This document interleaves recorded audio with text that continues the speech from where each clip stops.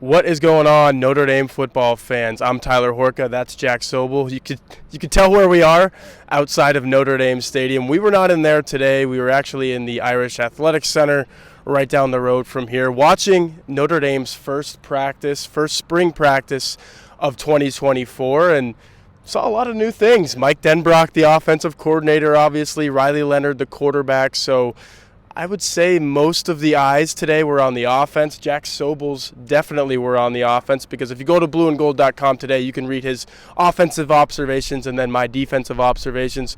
We'll start with the newness factor, Jack. What'd you see from the offense? We'll start more broadly and then maybe get more specific.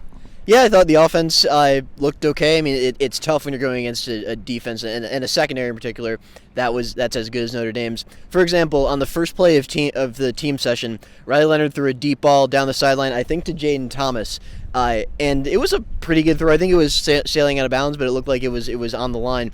And then out of nowhere, Benjamin Morrison just sticks one hand up into the air, intercepts it Odell Beckham Jr. style. It was incredible, and that just speaks to like, the offense might have a tough go of it in some of these practices, but that's just because like the defense is that good and they got so many of those guys back. Yeah, I'll make a note on the defense. We didn't see the entirety of the Notre Dame secondary, especially in those 7-on-7s and 11-on-11s. Let's see if I can rattle all of this off. Jordan Clark, who is supposed to be Notre Dame's number one nickel, he was held out with some quad soreness. Christian Gray did not participate in the 11-on-11s. I don't think Marcus Freeman gave a reason why, but it didn't seem serious. He went through all the individual drill stuff and seemed to be fine. So there's a nickel corner who wasn't active. There was obviously, I think, is going to be the cornerback who ends up starting opposite Benjamin Morrison, but Jaden Mickey played that role today. Rod Hurd is on campus, but he's still enrolled at Northwestern. He might be the starting safety in addition to Xavier Watts, who was healthy and who was practicing, but we didn't see Hurd because he cannot participate in practices while he's still enrolled at Northwestern. I guess he's just taking online classes, as is Bo Collins as well. Bo Collins, the Clemson wide receiver transfer, he's here, he's on campus, but he can't participate in any of this because he's still enrolled at Clemson. So there's some key defensive backs who are out, but like you said, Jack, even with some of these other guys like Jaden Mickey and Micah Bell played a lot in nickel today. I thought he looked pretty good.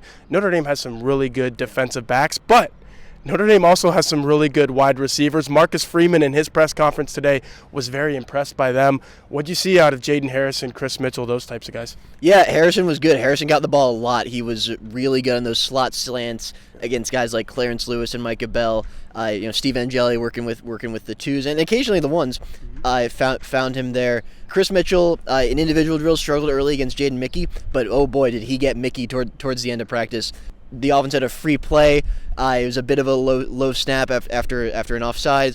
Riley Leonard took the ball, just basically saw one-on-one coverage down the right sideline, chucked it up to Chris Mitchell, who just soared over Jaden Mickey to catch that ball pretty much on his head. It was a great catch. Mitchell's got some speed. He's got that second gear that not a lot of these receivers have. Harrison's got some speed too. Jaden Greathouse looks faster one-on-ones. He had a couple nice routes there. He's working out of the slot. Jordan Faison did not practice. With him and Drake Bowen, a little bit of a tangent here. With him and Drake Bowen being two sport athletes, Faison being a lacrosse player and a starter, a lot more stress put on him. He won't practice as much as Bowen, who's committed to baseball, but he's a backup and really just uses it as a pinch runner. It's a less physically stressful sport too. Anyway, that's the situation with those two. But no, the receivers look pretty good today. Yeah, for sure.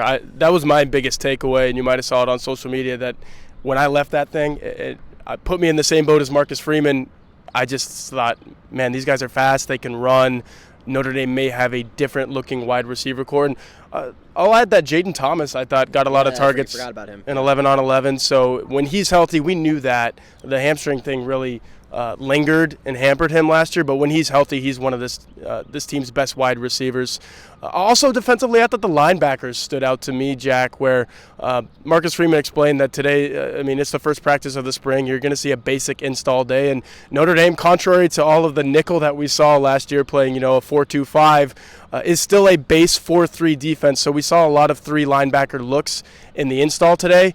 And what that meant for me, Jack, I don't know if you had any notes on this because you were watching the offense, but a lot of guys played a lot of different positions. I mean, Jack Kaiser was the mainstay. He's kind of out there all the time, especially with the ones. But Kingston Viliamu-Asa was playing with all three teams, first, second, and third. He was playing primarily in the middle, so I think he's going to be a middle backer. But Drake Bowen was also a middle backer. Jaden Osbury playing the weak side. He was out there a lot with the twos and the threes, maybe even the ones at times. Like I said, they were rotating these guys a lot. And without J.D. Bertrand and Maris Leofow, Jack, I think you're going to see a lot of different Notre Dame linebackers playing different positions and more of an even split from the rep share. Yeah, you definitely could. These are a lot of talented young players. I mean, Jaden Osbury is kind of the forgotten guy in this group, with so much hype around Kingston. Drake Bowen playing sparingly towards the end of last year and in the bowl game.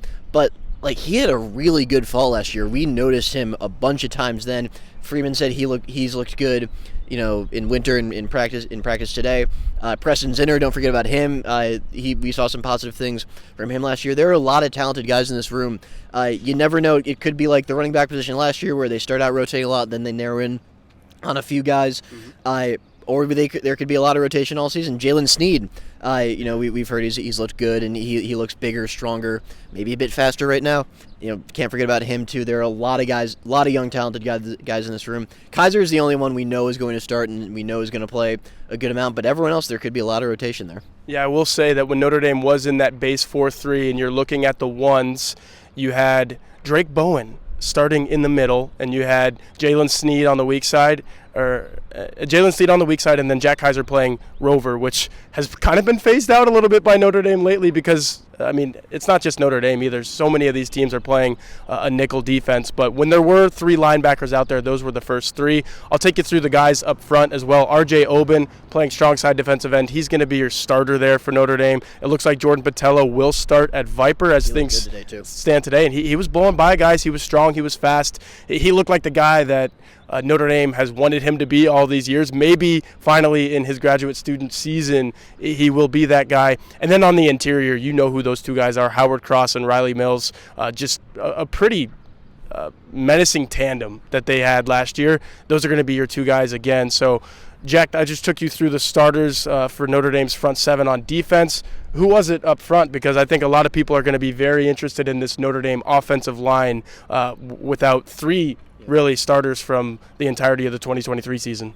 Yeah, left to center, we pretty much know who that's going to be. It's going to be Charles Jagasaw at left tackle, Pat Coogan at left guard, and Ashton Craig at center. Craig looked good for the most part, had that one low snap, but kind of influenced by an offsides on the defense. Yeah. Coogan, I thought, looked pretty good. Had a nice trap block that sprung Jeremiah Love on a run up the middle in team session. Jagasaw didn't really notice him, but it's kind of tough to evaluate offensive linemen during no-pad practices.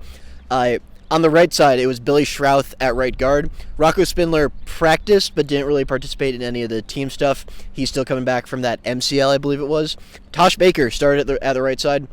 Freeman said it will be a competition. He'll be there. Emil Wagner will be there. Maybe Gerby Lambert once we get into fall camp and summer workouts. But Baker will get the first crack at that. He got blown by Patello a couple times, so we'll have to monitor how that goes going forward. But that's your front five at the moment. Yeah, and I think that's going to be pretty fluid throughout the year because we thought we knew what the Notre Dame starting offensive line was at this time last year. It ended up being completely different. And heck, we went into fall camp thinking that we knew what it was with Billy Schrouth and whatnot as well, and then that didn't end up being the case as well. So, like I said, that offensive line is going to be under a microscope in these spring practices throughout the summer and then into fall camp. I feel like there's some more housekeeping things that we should take care of. We haven't talked about the quarterbacks yet. We're 9 minutes into this thing, 8 minutes into this thing, whatever it is, and we haven't talked about the quarterbacks. Let's talk about those quarterbacks. I tend to get a little carried away and maybe say too many things too early with a quarterback competition, which, by the way, Marcus Freeman basically said that it is one. He said that Notre Dame is in no hurry to name a starter. It's probably going to be Riley Leonard. So let's start there, Jack. What'd you see from him in his first Notre Dame practice? Yeah, Leonard was okay. He missed, I think, by my count, 3 throws, just a little bit of an inaccuracy there. Was good otherwise. He was the one who had that deep throw to Mitchell that he made the nice catch on.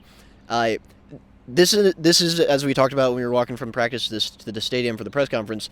These kind of practices, no pads, are an environment where naturally Steve Angeli is probably going to look better than Riley Leonard because Angeli's strengths are standing in the pocket, throwing to open guys accurately. That's not Riley Leonard's game. Riley Leonard's game is more predicated on being a dynamic running threat. Yep. Hitting some of those deep balls. Play action, getting guys in space. That's not really conducive to a no padded practice. So I thought Angeli looked a little better. Angeli was the one hitting Harrison on some of those slants. But by the way, they pretty much split evenly first team reps. So please don't overreact to this. We still believe Riley Leonard is gonna be the starter eventually. He wouldn't be here if that wasn't his belief as well. But yeah, that's kind of what we saw. CJ Carr looked good. CJ Carr looked really good. He was the fourth quarterback out there, but he was hitting Micah Gilbert in particular. Micah Gilbert, among those freshman receivers, he looked better than Cam Williams today. Obviously, it's very early, but no, Carr looked good as well. Yeah, Micah Gilbert definitely picking on some third string, maybe even fourth string defensive backs, but I would go as far as to say that at a lot of programs across the country, Micah Gilbert might not be a third string wide receiver. He's just in all of a sudden what is a very deep Notre Dame wide receiver room, and one that looked very good today. And I'll just add one thing about the quarterbacks as well. I ask about Riley Leonard. You end up talking about him, obviously. I thought he looked good. He has a lot of zip on those throws. Oh, yeah. His misses have zip. He's just got it's the accuracy thing with him. But then you would start talking about Steve Angeli. You start talking about CJ Carr. I don't think we can leave Kenny Minchie out of this discussion. Yeah. So the overriding takeaway there is Notre Dame has a really good quarterback room. I wrote about this for the last Blue and Gold Illustrated magazine, and it ended up online as well. I don't know if Notre Dame's been in a better spot with 4 scholarship quarterbacks that look as good as these guys do, or on paper, and then we actually saw it today on the field. I think we're going to see it play out that way for the entirety of the spring. So if you're going to be at this place right here on April 20th for the Blue Gold game, I think that's going to be the most interesting thing is you got 4 quarterbacks who you really actually want to keep an eye on, and that's not the case at every program across the country. Now we can end with these housekeeping things. Luke Talich, the safety, sophomore safety, arrived here last year as a walk-on. He is now on scholarship. This is something that's been talked about on our Blue and Gold message board. I feel like ever since that he signed and committed with Notre Dame, that he was eventually going to end up on scholarship. I had a feeling it wasn't going to be as soon as last year because Notre Dame had some other roster management things to sort through, but I'm not surprised that it's now. Let's talk about some injuries. Here are the guys off the top of my head who are not going to participate in on-field spring practice activities at all over the next month and a half. 2 tight ends, which is a pretty big deal. Mitchell Evans, obviously, coming back from his ACL injury. Kevin Bauman tore his ACL at the beginning of fall camp last year. You won't see those guys out there. Logan Thomas, defensive lineman, freshman defensive end. Armel Mukum, sophomore defensive lineman. Both of those guys had shoulder surgeries on torn labrums relatively recently. You will not see either of those guys. Missing somebody. And Aiden Gobira is also coming back from an ACL injury, I believe it was. So there's 5 guys that you won't see at all this spring. Am I missing anybody there? I think that's it with injuries. We do need to discuss Devin Ford, though. He's a safety now. Devin Ford is a safety now, Jack. Yeah. What more can you say about that? Yeah, so it makes sense. Devin Ford was kind of phased out of the running back rotation towards the end of last year. Notre Dame lost Audric Estime, but gained 2 freshmen, Aeneas Williams and Kedron Young, who they believe are ready to contribute as soon as this year, or could be at least. So the writing was kind of on the wall for Devin Ford. Wasn't going to get too many carries, if any, there, but he was an excellent special teamer last year. Marcus Freeman could not say enough about how good Devin Ford was on special teams. So the logical move there is let's put you somewhere where you can practice tackling more. Yeah. So he's a safety now. I don't know how much they're expecting from him on defense, but Freeman said he's interested to see how he progresses through these 15 practices, so who knows. But he's a core special teamer. That's what he's going to be this season, and safety will kind of help him out with that. Yeah, when you think of a gunner or anybody on special teams, you don't normally think running back. So I think this is just a natural move for Devin Ford. And what a team player. I'm not surprised with everything, like you said, that Marcus said about this guy last year that he's making this move. A lot of guys would have just transferred and tried to play running back somewhere else. Devin Ford is sticking it out, and he's going to be a safety / special teamer here. Jack, this is one of the longer videos that we'll ever do after one of these things, but it's been a while, so it's good to get back on here with you, and I don't think we're missing anything else. No, I think it's about it. Jam-packed day. We're going to have a lot of stuff coming up on this website in the next coming days. Yeah, so go to blueandgold.com to see all of that. And then in a couple of weeks, we'll be doing this again. Notre Dame has spring break next week, so you won't see us doing a practice video for a couple of weeks. But once it gets back rolling, we will be on here every single time. So until then, we'll see y'all.